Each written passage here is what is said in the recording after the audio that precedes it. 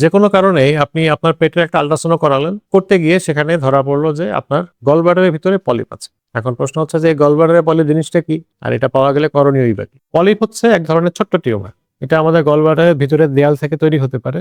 সাধারণত এটা সাইজে বা আকারে খুব ছোট হয় এবং তেমন কোনো সিমটমই তৈরি করে না, যার কারণে আমরা আগে থেকে বুঝতেও পারি না। এখন যদি ইনসিডেন্টালি পাওয়া যায় যে আপনার গলব্লাডারে পলিপ আছে, তাহলে কয়েকটা জিনিস দেখতে হবে। সেটা হচ্ছে পলিপের সংখ্যা এবং পলিপের আকার। সাধারণত খুব ছোট পলিপ হলে, যেমন 1 সেন্টিমিটারের চেয়ে কম, মানে একটা মটর দানার চেয়েও কম ছোট, এবং এটা যদি কোনো সমস্যা তৈরি না করে, তাহলে আমরা এটাকে শুধু ফলো আপে রাখতে পারি। ফলো আপ বলতে আমরা আপনাকে হয়তো 6 মাস বা 1 বছর পর পর এটা আল্ট্রাসাউন্ড করে চেক করা যে এখানে কোনো পরিবর্তন হচ্ছে কিনা। আর যদি পলিপটা আকারে বড় হয় অথবা দেখা যায় যে এটা আপনার নিয়মিত পেটে ব্যথা করছে বা অন্য কোনো সমস্যা তৈরি করছে, অথবা সিরিয়াল যে আপনি আল্ট্রাসাউন্ড করছেন ফলো আপ করতে গিয়ে সেখানে দেখলেন যে আগের চেয়ে এটা বড় হচ্ছে, অথবা যদি সংখ্যায় একাধিক থাকে, অথবা যদি পলিপের সাথে আপনার গলব্লাডারে পাথরও থাকে, এবং যদি আপনার বয়স 50-এর বেশি হয়, এই কতগুলো বিষয় যদি থাকে, তাহলে আমরা অ্যাডভাইস করি পলিপের জন্য অপারেশন করে নিতে। গলব্লাডার পলিপ থাকলে খুব সেফলি ল্যাপারোস্কোপিক্যালি সার্জারি করা যায়।